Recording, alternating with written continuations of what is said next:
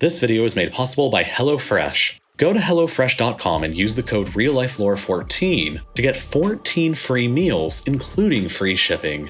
Hurricanes, tsunamis, and earthquakes are all natural disasters that happen every now and then, pretty much every year somewhere. But something you don't hear of happening all that much are asteroid impacts. Giant rocks from space will hit the planet every now and then, but they're way less common than any other kind of natural disaster.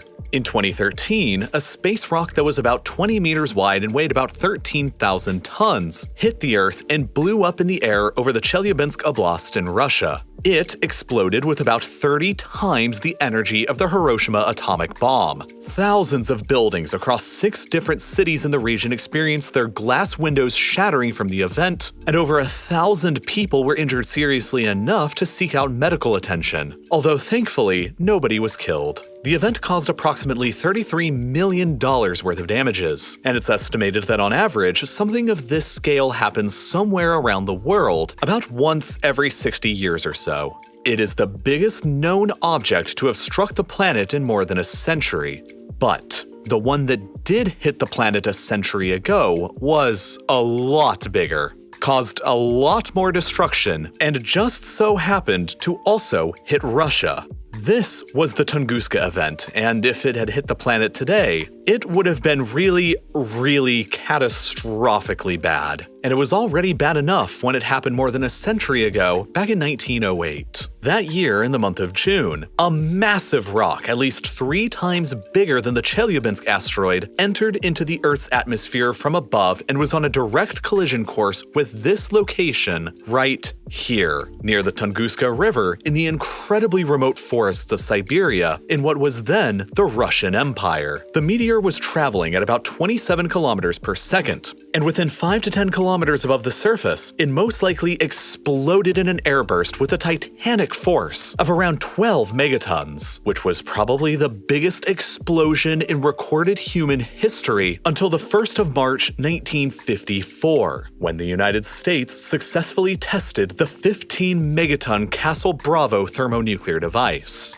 The devastation wrought by the meteor 5 decades previously was just as absolute. An estimated 80 million trees were absolutely flattened across an area that was the size of Luxembourg. An epic shockwave with the power of an earthquake was generated that knocked people off their feet and shattered windows hundreds of kilometers away as it measured a 5 on the Richter scale. The blast was measured in places as far away as Washington, D.C. and London. But of all the places on the Earth's surface to hit, this was luckily one of the least catastrophic for human civilization, albeit one of the most catastrophic for reindeer.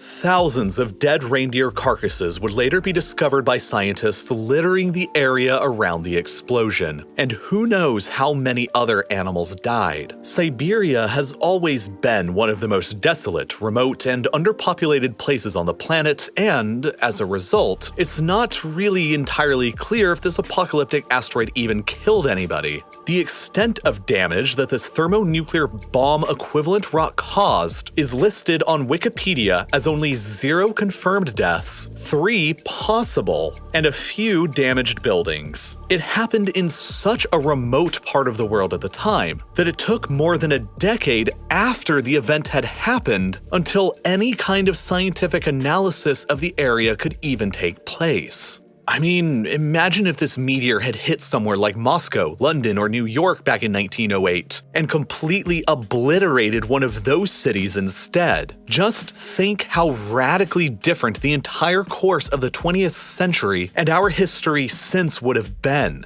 A meteor like this can cause a civilization-ending apocalypse if it hits in the right location at the right time. And it's currently estimated that these big-scale events happen somewhere about once every 1,000 or so years.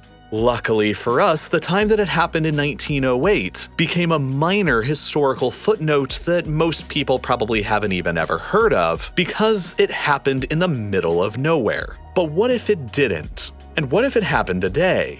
Let's dive in deep.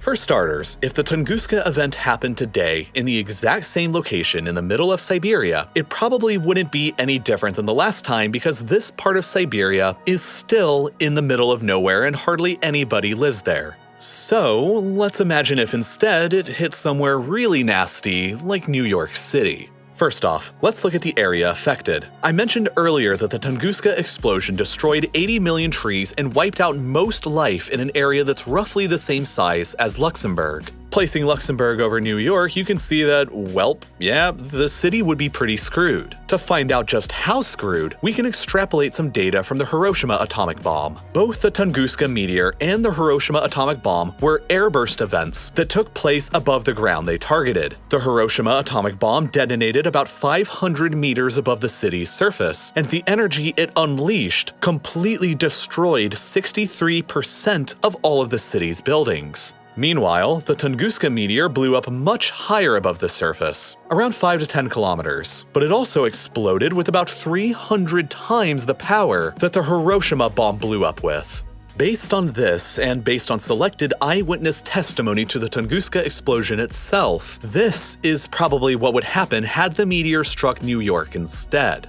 As the meteor descended from above towards the city, there would be a massive amount of light as it streaked through the sky and a blinding fireball once it explodes. To the people immediately living within the city, this would appear bright enough to look like a second sun and would literally blind you if you gaze too long into it. For a brief moment following the explosion, there would be silence, and then chaos. The airburst generated an intense fireball that incinerated everything within an 8-kilometer radius. In Tunguska, this lit millions of trees on fire. In New York, if the meteor had exploded directly above Central Park, all of Manhattan would have been incinerated. Even up to 65 kilometers away from the explosion's epicenter, eyewitnesses in Tunguska reported getting so hot, they felt as if their clothes had set to fire. And after the fireball would inevitably come the shockwave. For dozens of kilometers radiating away from the epicenter, the shockwave from the blast leveled millions of trees, and even up to 65 kilometers away was strong enough to throw people off of their feet and hurl them for several meters.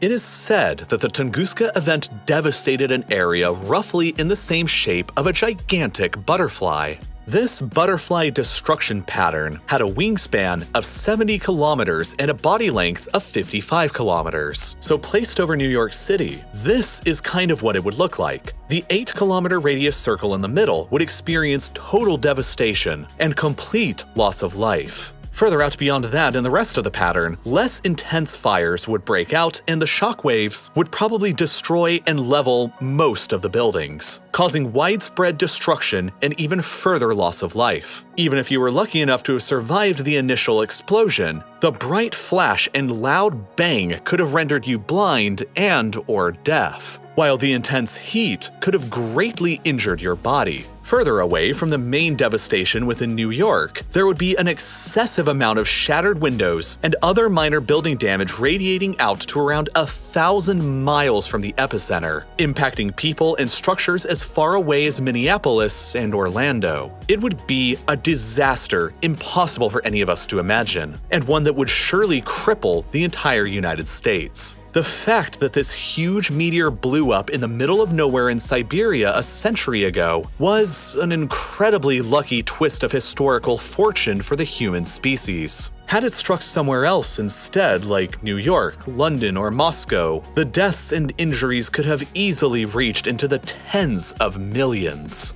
If the meteor was just a few minutes later or earlier, it may have struck somewhere else like one of these that was substantially more populated. The day the Tunguska meteor made impact with the Earth was the 30th of June, which is globally recognized today as International Asteroid Day, a day that is set aside to raise awareness about the continued threat of celestial collisions with Earth. Conveniently, the very day after that is International Chicken Wing Day, a day set aside to celebrate the glorious taste of chicken wings. And if that sounds good to you, you should try out HelloFresh because they not only have several delicious chicken wing meals to choose from, but dozens of others too.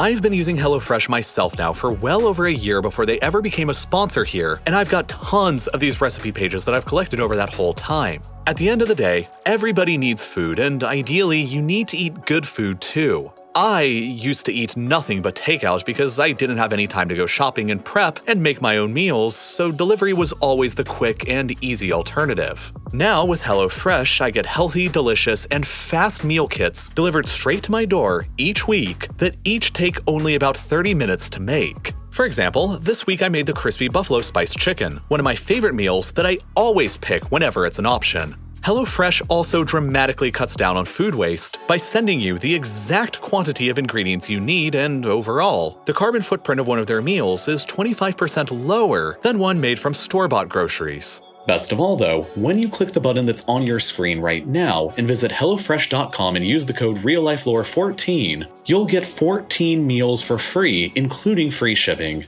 And you'll also be greatly supporting Real Life Lore while you're at it.